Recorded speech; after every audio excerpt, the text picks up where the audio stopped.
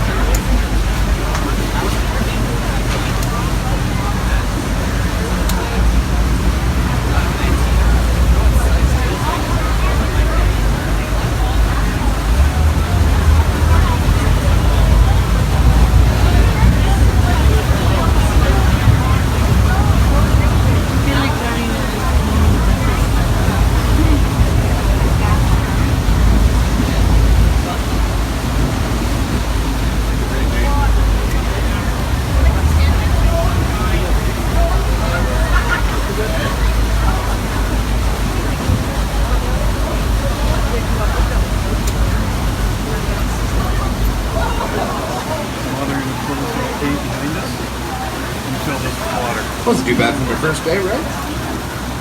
I think I'm going to do this again tomorrow. Right now, and very large aluminum gates. While they have also taken out the mechanisms at which our lock attendants walk around in circles to open and close these gates and put in basically it's a gate valve. So this is basically just a trap door, everyone. It's near the base of the water, down at the very bottom of the gate, so you can't actually see it either. But they turn the cranks then push on a bar, and the bar then opens up the gate valve, and the water then begins to flood in from the canal in front of us. Essentially, exactly why this is called a floodlock. Because as they do flood the water in here right now, we are all going to rise up 4 meters or 12 feet. And on a return trip, they will flood the water back out again as we go back down. This was, of course, until an Englishman come around. This was a gentleman by the name of William Lock, sometime back around the 15 or 1600 era. Actually started to build one of these things. This is how they got the name Locks, everyone, and not Da Vinci's. Now, personally, I think Da Vinci's got a ring to it. Just hear me out for a second. The world's highest hydraulic Da Vinci. It's not that bad, right? Good afternoon, ladies and gentlemen. Welcome to the Da Vinci Tours. I'm trying to start a new trend. It's just not catching on. But if any of you hear these referred to as Da Vinci's in the near future, that was this guy. Called Da Vinci for the rest of the day. We do have several different types of Da Vinci's along the waterway. Conventional footlocks like these right here, plus the modern version of these with the aluminum gates at the front of the back. Oh, we also have a 3-gate version of these, 2 styles as a matter of fact, flight locks, 2 locks adjacent to each other. We also have a 3-gate version, let's say for example a small pleasure craft will come in here all by itself. Come in, take one of the front 3 cables right here of this lock, then they close the middle gate and only fill up the front portion. Still, sunk close to 750,000 gallons of water, opposed to a little over 1.2 million gallons of water. So that a large lock like this one right here.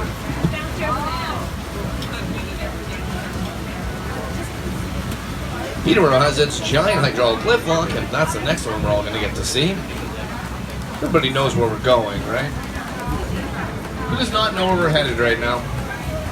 What happens more often than you think, and if you do not know our next destination is, where are you in for a surprise? Kirk fuel in our system here also has a lift lock, a little bit smaller than ours though.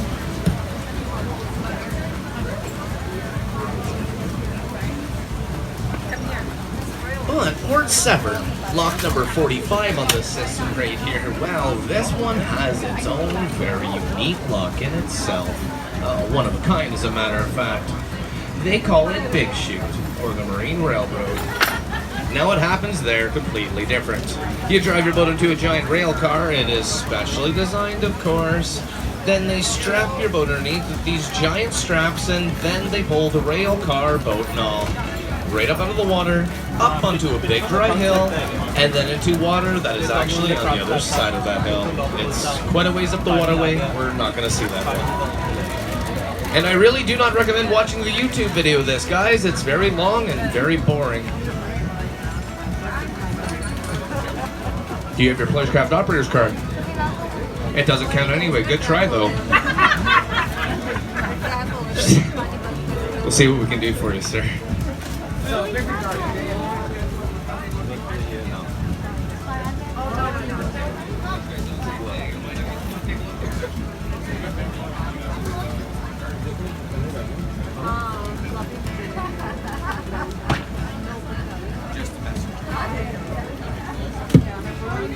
And I wouldn't give me a hard time, man. I am your captain. And I have a microphone, and any jab you put at me, I can give tenfold, but everybody gets to hear it. Do you have a plan? So any special celebrations, anniversaries, anything special you want? Nobody's here on like a 25, 50-year wedding anniversary said, honey, I'm gonna take you on a cruise, right? Wind up here, because this isn't the cruise she wanted. It's your birthday today? 29. I've learned over the years, unless obviously younger, every woman on this boat impossible for these lock attempts to swing the gates open. The weight bearing down on these gates is an incredible number. It is estimated about 7 tons for a square meter of water. Once it does equal out though, relatively easy. So they'll swing these gates in front of us open right now, then one of them are going to head up and swing the blue bridge in front of us open. We all get to continue on our way, rising a total of 4 meters or 12 feet from the lake we started into this canal. It's going to be right out in front of us.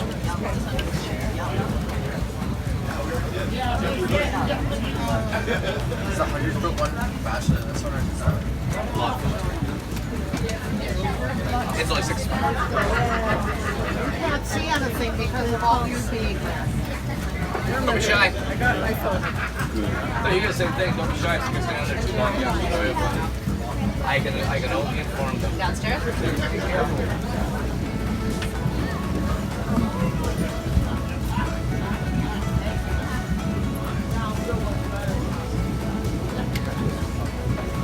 So brought us to Canada.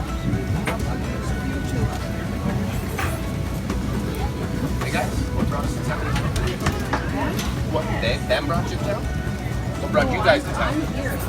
Oh, they come from Midland. Very nice. Very nice. Good time of year to come. Thanksgiving week. Right here, when R.B. Rogers passed up and through this area, had himself a younger sister. So they decided when they put this blue swing bridge in that they were going to name this swing bridge and the street that does run along with it after his younger sister. It is known as the Mariah Street Bridge.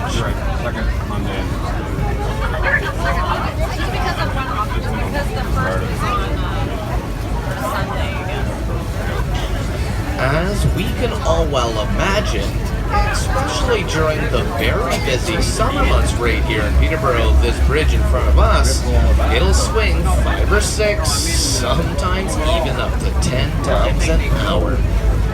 This can normally hold up traffic in both directions for an awfully long way. But you know the people of Peterborough here, an awfully patient bunch. They will quietly sit in their cars, they will talk amongst themselves, listen to the radio for 10 or even up to 15 minutes at a time. You know what? Sometimes they even get downright friendly, take but a moment of their busy schedule to even roll down their windows and wave at us. Oddly enough, sometimes with only one finger extended. But if that's the case, I want you all just to smile and wave back. I'm sure it's just a friendly Peterborough greeting. The manner in which you wave back is strictly your own choice.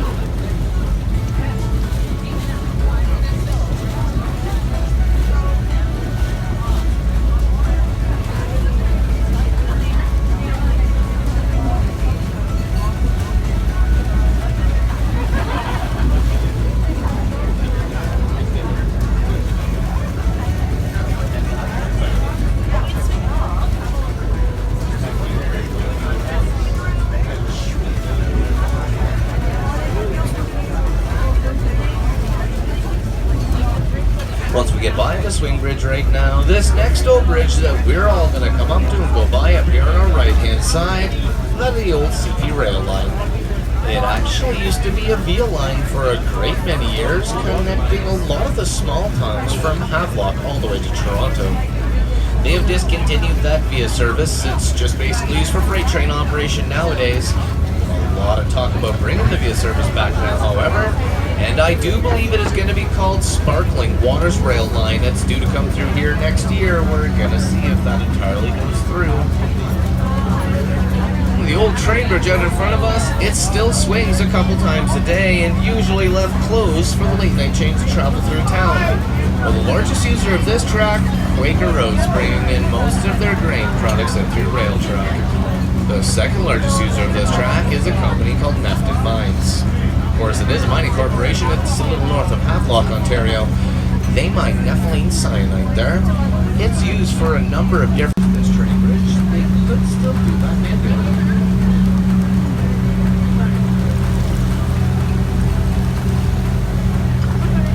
Through a good majority of our canal system, right through town here, if you were to glance down to either side of us where the water meets the shoreline, there are all these cage baskets that are filled with flat rock, today known as gabion walling. This is used in Venice, Italy, and it dates all the way back to Egyptian times, and we used to have canals that crisscross through Egypt. The gabion walling right here in Peterborough does two things. One, following it behind us right now, there is a wave or a wake. As the wave or wake washes into the gabion walling, very quickly dispersed. So no matter how many boats are traveling up and down the canal system here, this canal, always nice and smooth. the thing. Traditional like use our canal system here in town. Over across the road from us is Liftlock Golf Land. It's an 18-hole golf course and a rather nice course to run. Well, if their grass was looking a little gray or shady, let's say, it's over here on the other side of the road and a tube that runs underneath the road and right into the side of the canal. So whenever they need to water their lawns, all they do is turn on their irrigation system. Sucks water from the canal underneath the road, and it is dispersed throughout their entire property.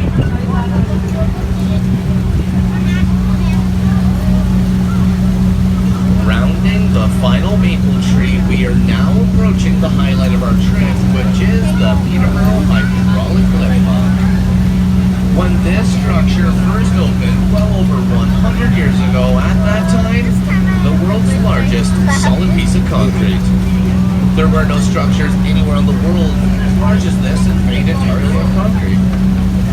What this is, everyone, is two very large identical chambers, and they are resting side by side. Each one of these very large chambers are both resting on large black cylinders. You can see one of the cylinders stretching out on the right. Each one of the cylinders, and directly below them, they are connected to press welds that go some 80 feet into the ground.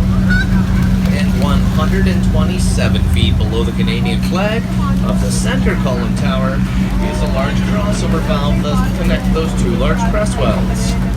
I'm going to give you all a quick explanation about how this works. When we get into the chamber, hopefully they'll give me enough time to explain a little bit more in detail. By now, most of us should be able to see or at least get a glimpse of the one chamber way up there on the right-hand side, and the secondary chamber is in a slower position over here on the left. Soon enough, its large gate is going to open right up and we'll pass directly over top of that gate.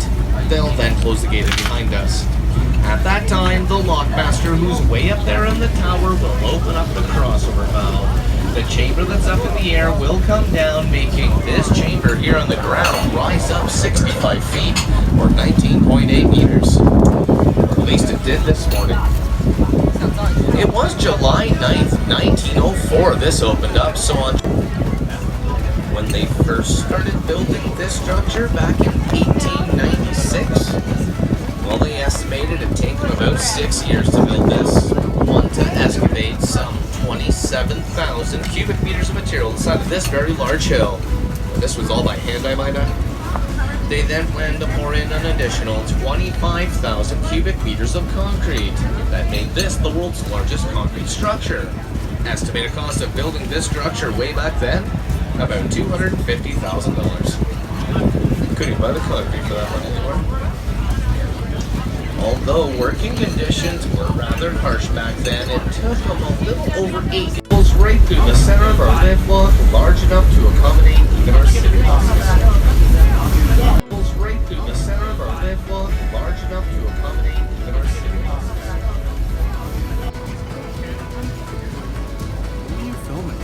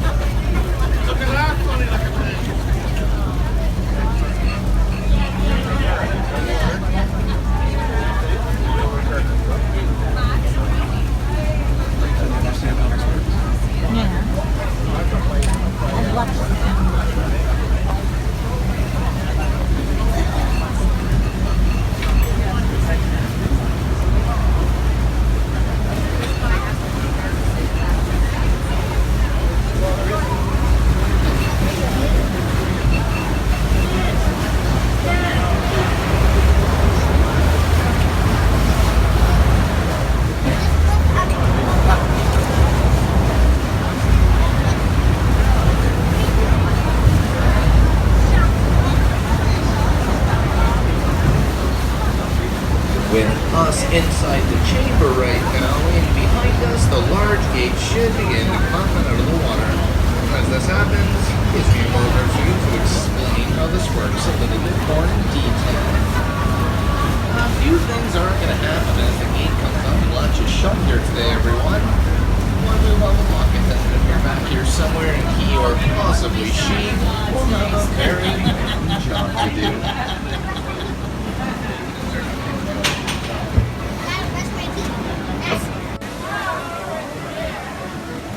Oh, and don't worry about that little leak up there. They promised to fix it.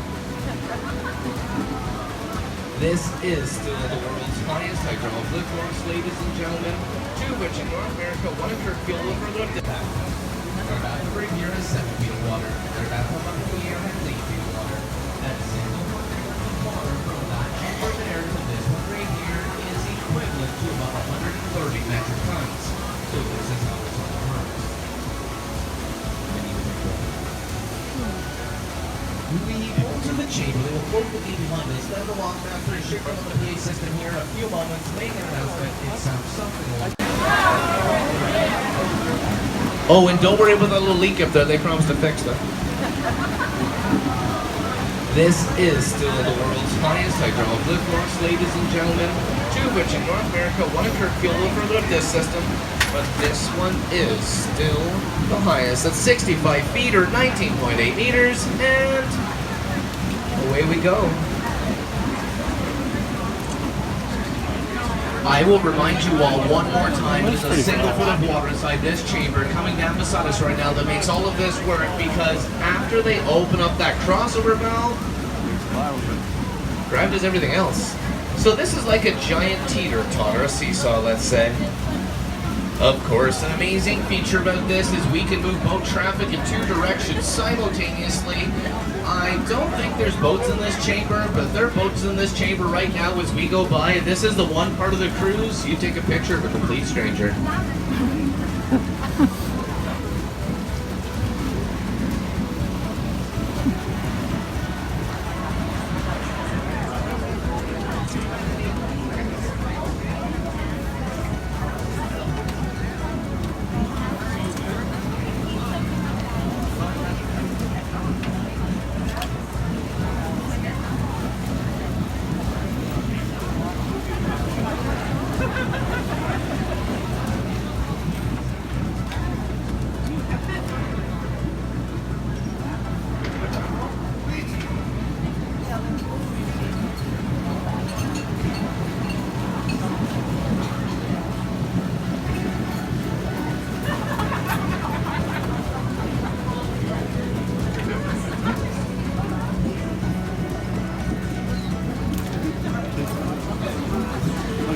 As we do continue to rise today, ladies and gentlemen, do not worry about the little bit of shaking we might feel from time to time. Just remember, this structure did just turn 113. You'd shake too if you were 113. Red's a shake right now. Slow back down as we get to the top to let the rubber seals slide back together. They really don't like any leaks around here. Yes, yeah. But as we all come up to a stop, I kind of told you all we were all going to rise 65 feet. I may have misled you all just a little bit, because now that we've reached the top here, we've only actually risen 64 feet. What's going to happen now? They're going to open up the large gate in front of us, at which time we'll all be charged with an extra foot of water and essentially an extra 130 tons. So we are going to rise the last foot right inside this chamber. Give you a little bit of an idea. If you can happen to see the walls on the lower side anywhere around us, you can see the water stains down here on the walls.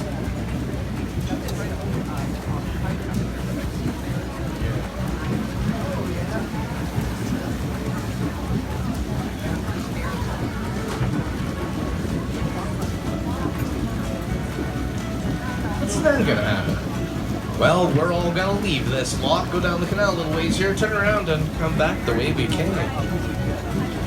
In the time that we're gone, they'll close the gate directly in front of us, and they have to open the lower gate. They lose a foot of water down on the lower side, essentially their 130 tons. When all the gates are closed again, this lock ready to go back into motion.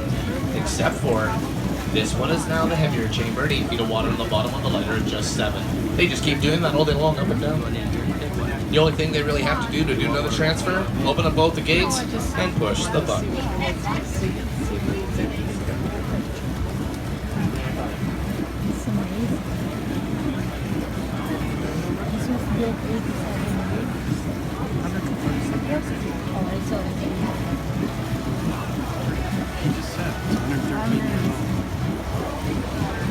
Or maybe now.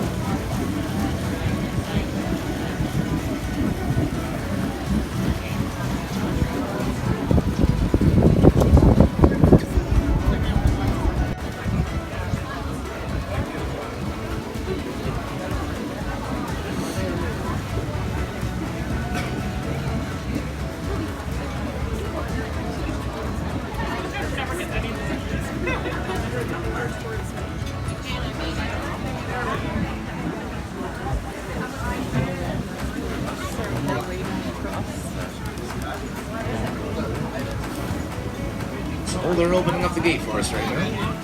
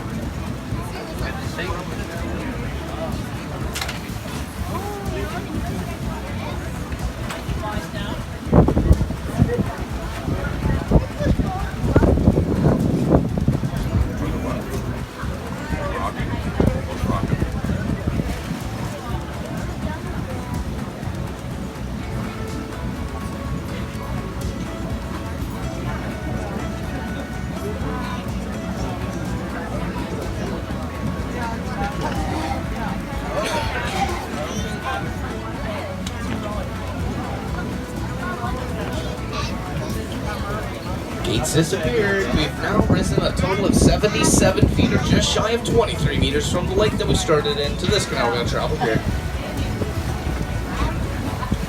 Walkmaster Eddie up inside the tower. We got Steve off here on the left-hand side. Steve's first day, too.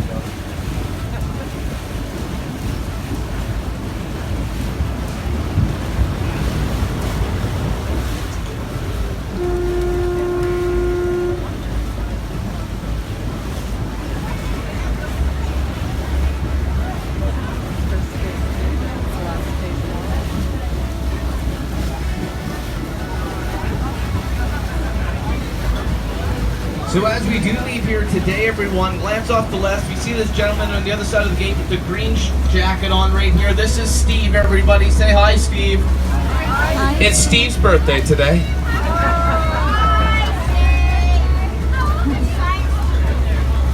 Oh, it was his birthday yesterday, too, by the way. I actually don't have a clue when his birthday is. I think Steve turned about 170 this year.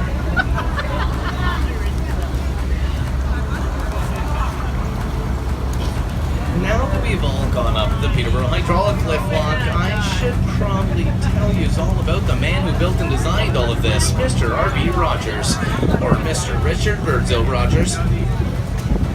He was born right here in Peterborough, everyone, University of Montreal, where he earned his engineering degree. He was first hired as the chief engineer of the waterway to oversee partway through construction. If there was a change of government, that his government avoided a job, would that be in jeopardy? Well, in fact, partway through construction there was a change of government, but nobody exactly knew what Rogers was trying to build here, so they continued to let him work on the waterway. It was nearing completion of the liftlock. Of engineers that were supposed to be working alongside Rogers, well, they decided to gang up on him. Went to the government, said what he was building here, and Rogers fired. So Rogers quietly packed away his things, and nothing was quite heard from the man. The entire time after that, this waterway was continuously growing and expanding, and Rogers always wanted to clear his name. You know, it took him 9 years to convince the government to hold a hearing. But during this hearing, proven what he had built here would be of good quality, that it would last a number of years with very little maintenance and even and that would never let any mill and industries that thrived off of that river to go dry as well.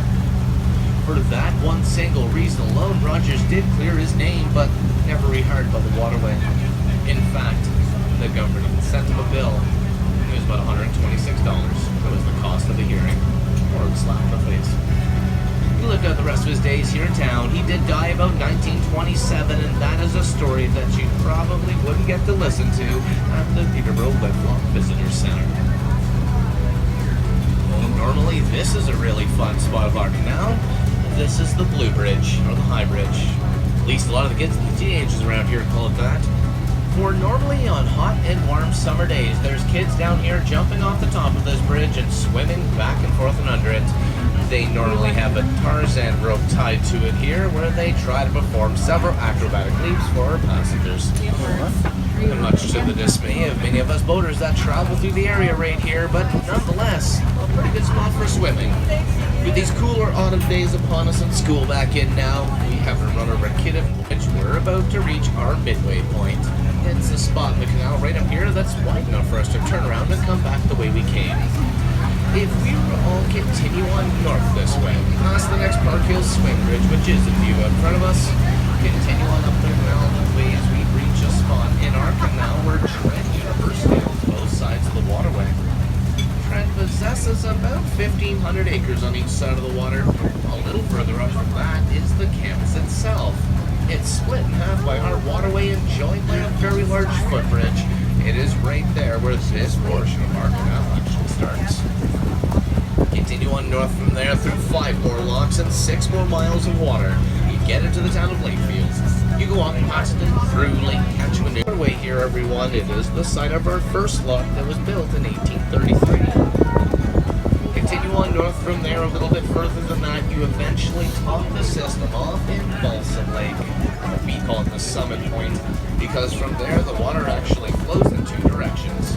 One right back towards us and all the way back into Lake Ontario, and from there it also flows west, down the Kirkfield Liftlock through Lake Simcoe, and then eventually into Georgian Bay. Well, this small bay, which we're all going to turn around in, we call this one Toby's Bay.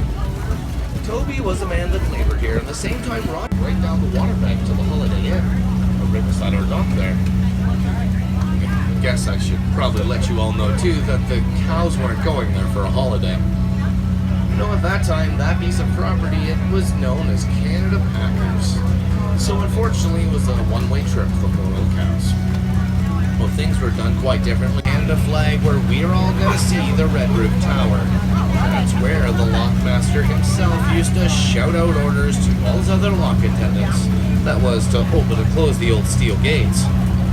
That is where he himself would operate a very large crank. Chain, it went all the way down, right around the crossover valve and back up. And that's where he himself would open and close the crossover valve manually. It was in the mid-60s they decided to modernize this lock, dropped about $2 million into this one lock alone. They changed a number of different things. They first removed the steel gates and replaced them with aluminum gates. Well, they also took out the mechanisms for opening and closing the old gates. These use high pressure and water, replacing those with electric hydraulics. Well, they also decided they should take the Lockmaster out of the Red Roof Tower, put them on the upper reach.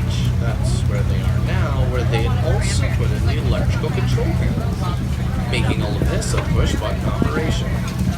And even yet still today, underneath the red roof, right there, still remains empty. You see, they don't go up there anymore. Well, I guess that's not entirely true. They do go up there for 2 reasons. They go up there in the spring to put that Canada flag up, and then they go back up there in the fall to take it back down again. Which is a shame, really, because the inside of the tower, it's actually lined with a BC cedar. It is extremely tastefully done, all in tongue and groove.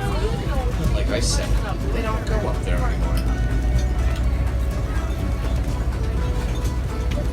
They haven't done a lock-in since we were here last, so we are going to go down in the same chamber we came up, and if you're looking in front of us, 2 red lights indicate we're not allowed to enter the chamber just yet. The one on the right will turn green once the gate hits its lowest position. Some of us may even be able to notice the very dim arrow light that indicates which chamber we should actually go to.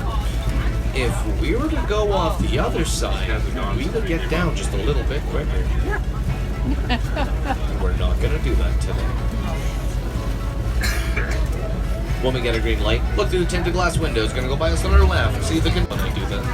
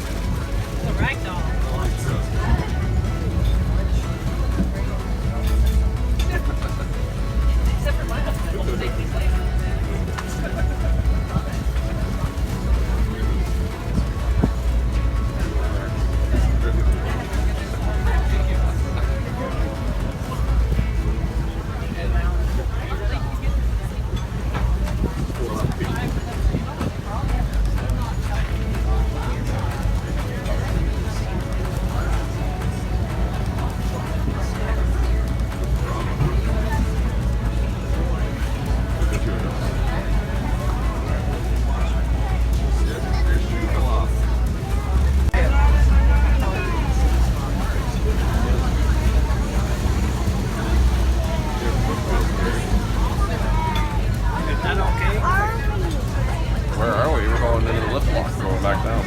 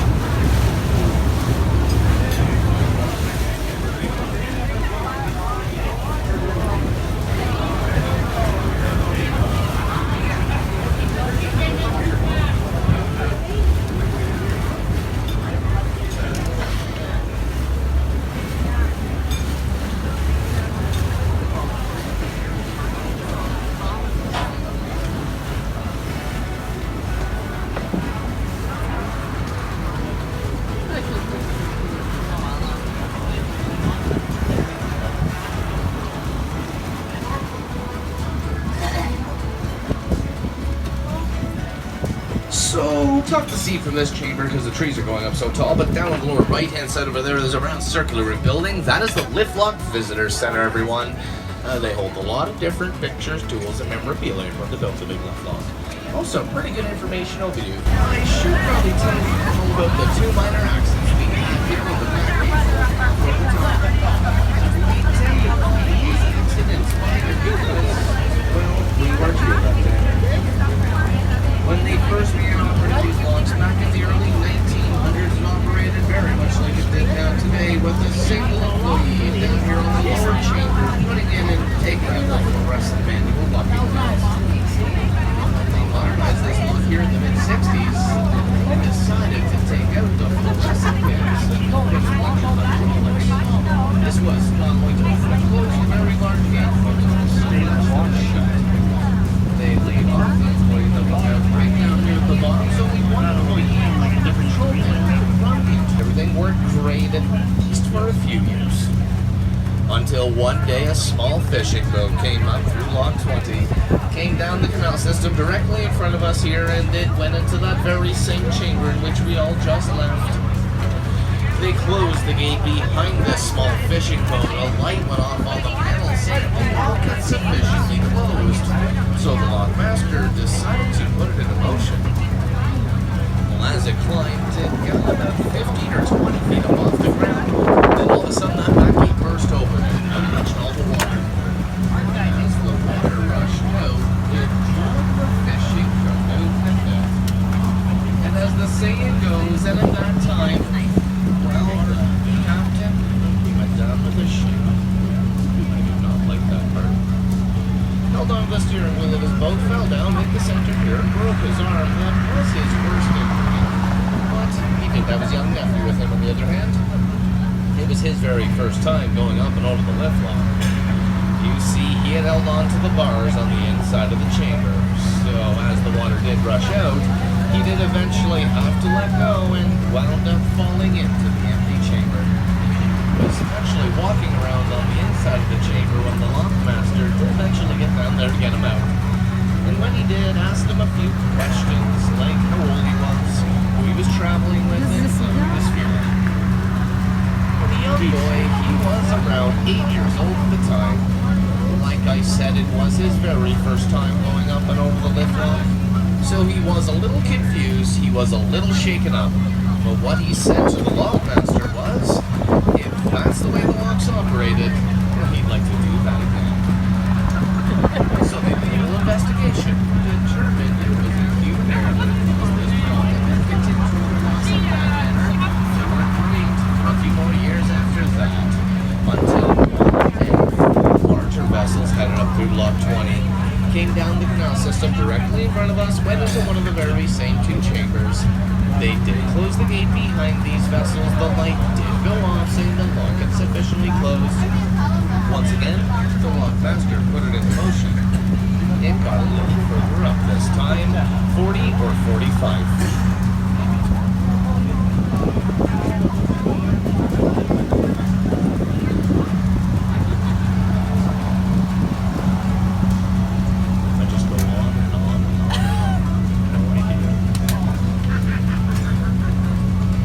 At that point, the back gate did burst open again. Now, luckily enough for the larger vessels, they had wrapped their lines around the chamber wall very much like we did. Unfortunately, this time, they had to eventually loosen off the lines and lower themselves down into the empty tub. At this point, the government sent engineers dismantled a large portion of the liftlock for an extremely thorough investigation. It was at the end of this investigation determined it was not a human error that was causing the problems. No, in fact, mechanical failure. So in turn, they decided to bring back the manual locking pins and the key every time, and they no longer run the launch without those pins in place. I do talk to the lock attendants and lock masters on a daily basis. They tell me that this will never ever likely happen, that it may never potentially, or possibly that it may never happen again, they think. Mentioned these are federal employee inspections. Also, it's time when the lockmaster used to live right on site in his very own house. Well, there was two houses up the liftlocks, one for the lockmaster and one for his helper. You can come anytime, day or night, ring your bell, blow your horn, just toot your whistle. Lockmaster, come out and get found in Toby's Bay. There is a large set of trap gates that cut off all the water flow down through here. They do lower the upper reach all the way down to the bottom. They then lower each chamber of the liftlock all the way down to the bottom and drain the water to each one of them. And when they're done lowering this canal here, which we are all traveling on by several feet of water and it freezes over, the city of Peterborough takes over management of the ice surface, and this becomes a skating rink from this blue bridge right here all the way back to the liftlock. 15 feet away from it. Well, they do accommodate for this very well. Also, they have lights on either side of our canal. This is to illuminate the ice surface, so we can skate here through the wee hours of the morning, all winter long.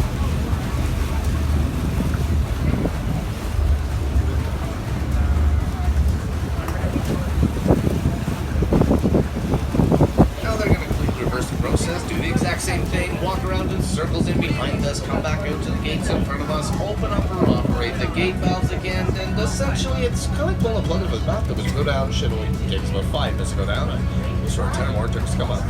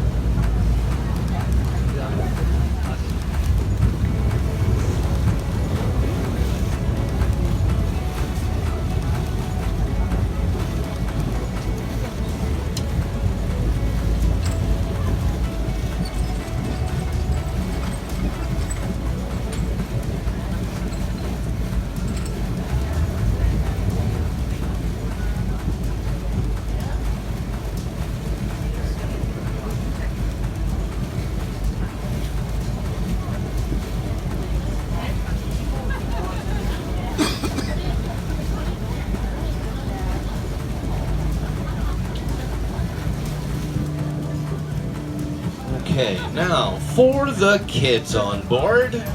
Unless the seals blow out from underneath us, in which case we would all drop like a tea kettle. But that hasn't happened for a number of years. Do you know why we say tea kettle, ma'am? Because it makes an interesting noise on the way down.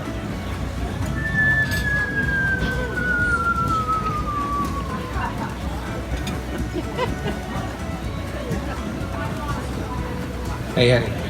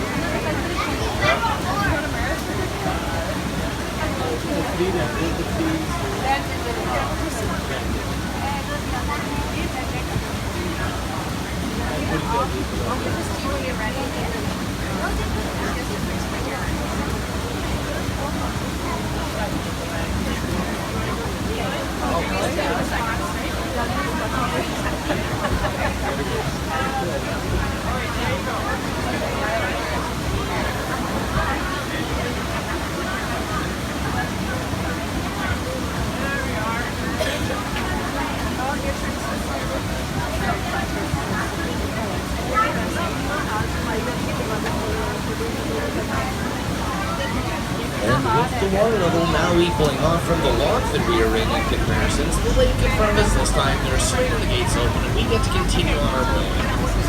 When we all leave this canal system in behind us right now, everyone, headed back out into the Kawarthas here. Kawartha is actually a native word, and it is pronounced Kawartha.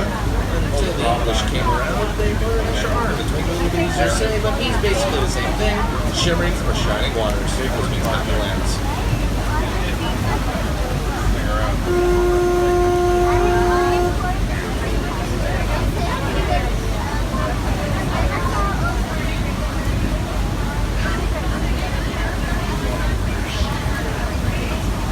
And this does revert right back to the new rail line going to come through Peterborough, everyone. Sparkling Waters Rail Line is simply converted to Kawartha Rail Line. That was a good name. Give some thanks to our lock attendants here putting us through today. Working on this all week.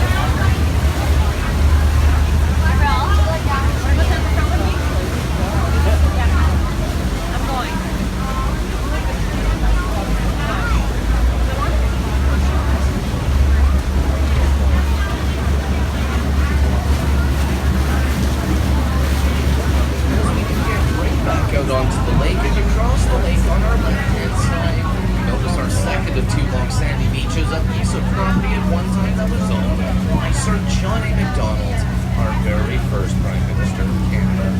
Owned the piece of property while he was Prime Minister. Got no farmhouse over there. It was quite a number of years ago now. The city of Peterborough tore down the farmhouse, made room for some soccer fields, a covered picnic area, a very large playground. The giant Otis Beach right there, of course. On the far side of the property, a campground. You can stay there once a week for Tracy Camp for just a day or two.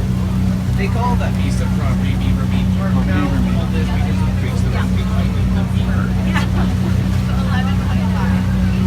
The next large point of land going by is all right here on the left-hand side, that of Little Lake Cemetery. Although not even the original site of our cemetery, when they first put the cemetery here in town, it was right in the heart of our city, roughly right where town hall is now. They found as the population increasingly grew around here that it was going to be far too small. And so they decided to dig up all the old graves and all the old headstones and move up to this piece of poor waterfront property. And I do say poor because waterfront property isn't valued that the way it is today. Since then, the city of Peterborough grown entirely around this piece of property. Right out on the point of this large hunk of land, there is a large granite rock. Beside the granite rock, a very small plain gray headstone, that of R.P. Rogers. One of his dying wishes to be buried here in Little Lake Cemetery, overlooking the canal system he did design and build. Never through his lifetime was he recognized for his truly brilliant engineering. We certainly are now. Continue across the lake, our flotation devices. The Peterborough Centennial Found is still up and operating. It was first placed in the lake in 1967. It is modeled after one that is in Lake Geneva, Switzerland, a free-floating fountain in Canada's highest free-floating fountain. A concrete base filled with styrofoam so that it does float held in place with 31-ton anchors. Around the base of the fountain, the 9 small jets and the one very large jet pump approximately 1,700 gallons of water. Also around the base of this fountain right here are high-powered LED lights and shining up through this extremely heavy mist in the evening hours, giving this fountain almost every single color of the spectrum. It's a very lovely thing to see in the late hour. Powered by an electrical cable runs right from the base of the fountain, right across the bed of the lake to the entrance of the cemetery, where they have a large on-off switch. Now through the heavy mist of the fountain here, you might be able to see the fireworks perch off to the left there. Where we let off fireworks on special occasions nowadays. We used to have a great organization here in town. It was called the Peterborough Festival of Lights. Along with a concert every Wednesday and Saturday, we used to shoot off fireworks on those exact same evenings. Discontinued the fireworks process out of this, so now we have the Lake Music Festival. Has anybody ever told you I've always wanted to drive the Maid of the Mist? No, this isn't exactly Niagara Falls, but I do believe they're calling it the hornblower nowadays. 1,700 gallons of water a minute, that'll get you pretty wet. If you have your cameras out right now, you might want to put those away. Yeah, you're gonna put that away. I think the kids are excited.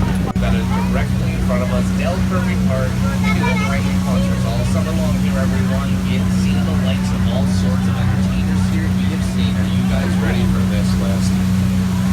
Sean McDermott, the Irish Rover, Blue Road, Tom Cochran, Junior Show, Waxy, Sarah Color, Baby Dr. Al James, before Serena Wright, so many more.